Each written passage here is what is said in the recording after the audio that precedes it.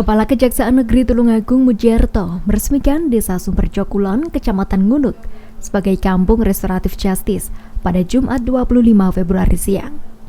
Kegiatan peresmian Kampung Restoratif Justice pertama di Jawa Timur tersebut turut disaksikan oleh anggota Komisi 3 DPR RI Arteria Dahlan.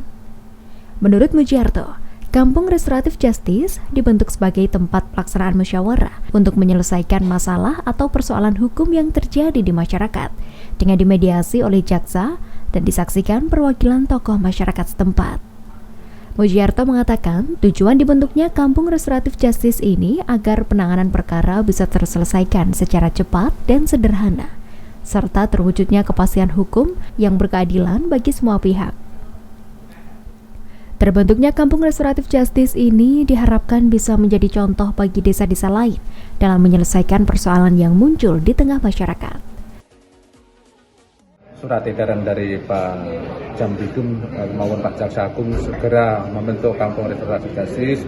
Apa yang disampaikan oleh Pak Arteria tadi, saya juga berserang bergerak cepat bersama dengan anggota saya. Tujuan daripada inilah untuk menyelesaikan perkara di luar pengadilan. Intinya biaya ringan, cepat, dan sederhana.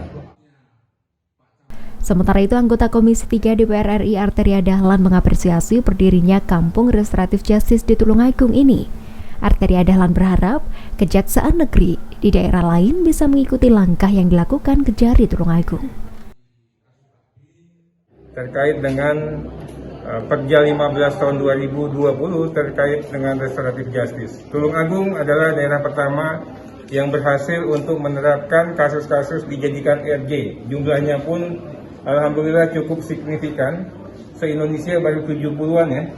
Tulungagung sudah 2. Padahal kita punya yang namanya mungkin hampir 400 kajari dan kacamjari.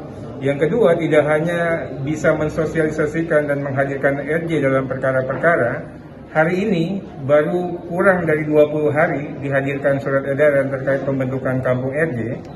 Pak Kajari beserta jajaran sudah mampu untuk menghadirkan Kampung Restoratif Justice di bumi Tulungagung. Untuk diketahui, berdasar Peraturan Kejaksaan Nomor 15 Tahun 2020, perkara pidana dapat ditutup demi hukum dengan beberapa syarat antara lain, tersangka baru pertama melakukan tindak pidana, ancaman hukuman di bawah 5 tahun penjara, dan kerugian yang ditimbulkan tidak lebih dari Rp2.500.000. Di tahun 2022 ini, dari 70 perkara restoratif justice di Indonesia, 2 diantaranya adalah perkara dari Kejaksaan Negeri Tulungagung. Dari Tulungagung, Agus Bondan melaporkan.